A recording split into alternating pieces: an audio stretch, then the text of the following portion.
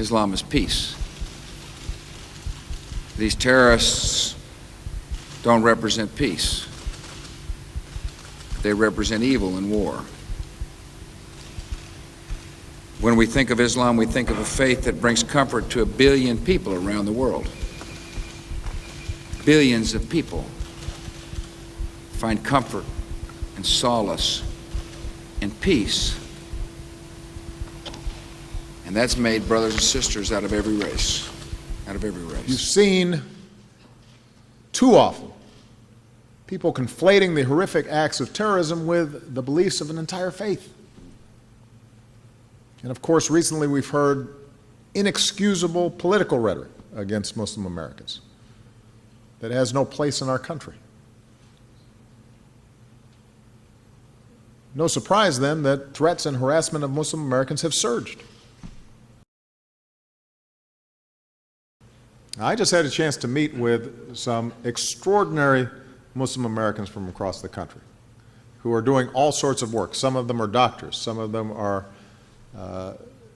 community leaders, religious leaders. All of them were doing extraordinary work, not just in the Muslim community, but in the American community.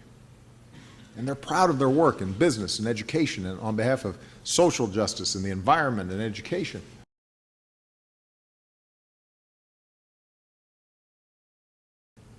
So let's start with this fact. For more than 1,000 years, people have been drawn to Islam's message of peace.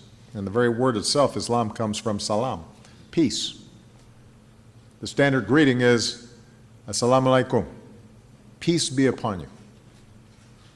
And like so many faiths, Islam is rooted in a commitment to compassion and mercy and justice and charity.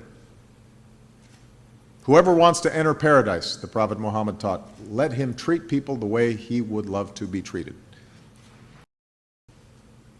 The world's 1.6 billion Muslims are as diverse as humanity itself.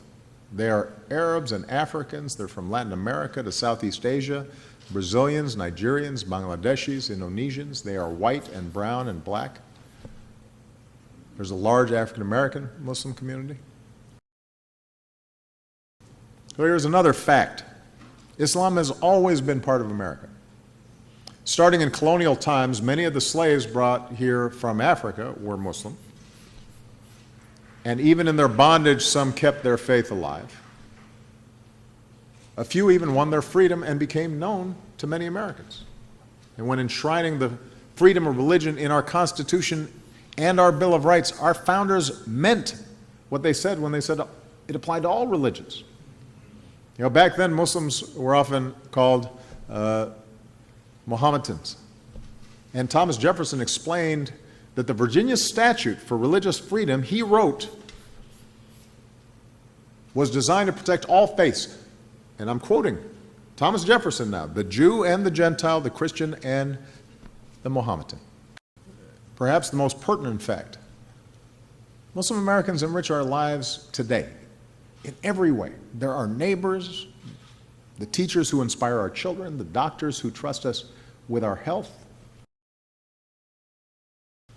There's scientists who win Nobel Prizes, young entrepreneurs who are creating new technologies that we use all the time.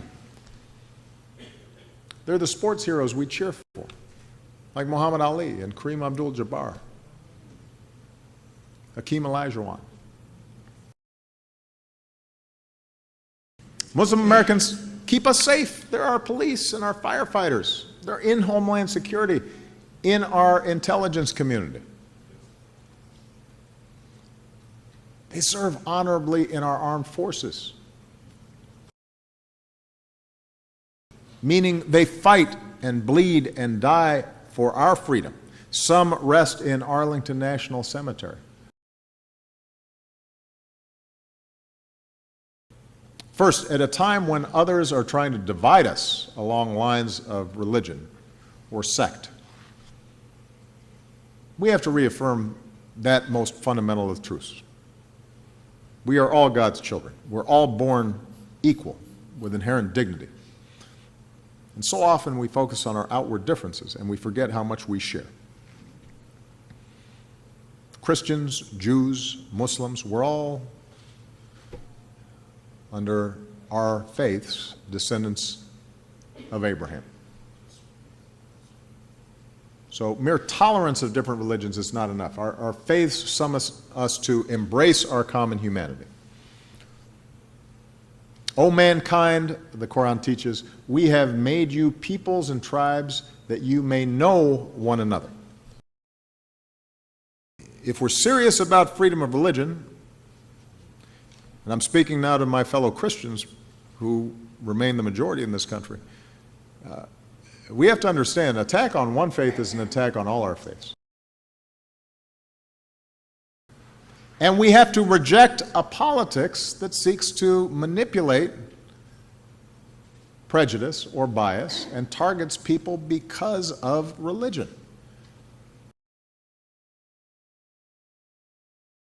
Which brings me to my next point. As we protect our country from terrorism, we should not reinforce the ideas and the rhetoric of the terrorists themselves. I often hear it said that we need moral clarity in this fight. And the suggestion is somehow that if I would simply say these are all Islamic terrorists, then we would actually have solved the problem by now, apparently. Well, I agree we actually do need moral clarity. Let's have some moral clarity. Groups like ISIL are desperate for legitimacy. They try to portray themselves as religious leaders and holy warriors who speak for Islam. I refuse to give them legitimacy. We must never give them that legitimacy.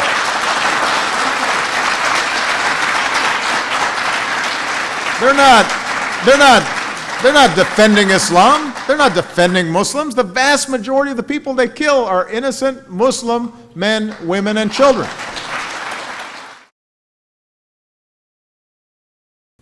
And Muslim teachers who point out that the first word revealed in the Quran, Iqra, means read, to seek knowledge, to question assumptions. If we expect our own dignity to be respected, so must we respect the dignity of others. We are one American family. We will rise and fall together. It won't always be easy. There will be times where our worst impulses are given voice. But I believe that ultimately our best voices will win out. And that gives me confidence and faith in the future. After more than 200 years, our blended heritage, the patchwork quilt which is America, that is not a weakness, that is one of our greatest strengths. It's what makes us a beacon to the world. It's what led that mother who wrote to me, the one who worries about her young daughter,